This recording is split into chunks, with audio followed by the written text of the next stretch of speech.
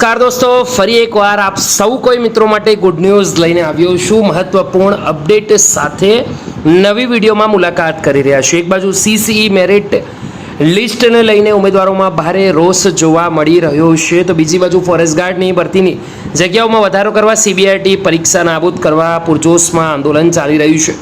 તો ત્રીજી બાજુ દોસ્તો બીટ ગાર્ડની શારીરિક પરીક્ષા બાબત રનિંગ તેમજ અન્ય શારીરિક કસોટી બાબત મહત્વપૂર્ણ ન્યૂઝ આવી ગયા છે. જ્યાં દોસ્તો દીપક રજની સાહેબની ટ્વીટ પ્રમાણે બીટ ગાર્ડની શારીરિક કસોટી નવરાત્રી દરમિયાન દેવાઈ શકે છે. 3 દિવસ આ કસોટી ચાલશે. આજકાલમાં જાહેરાત થઈ શકે છે તારીખોનું.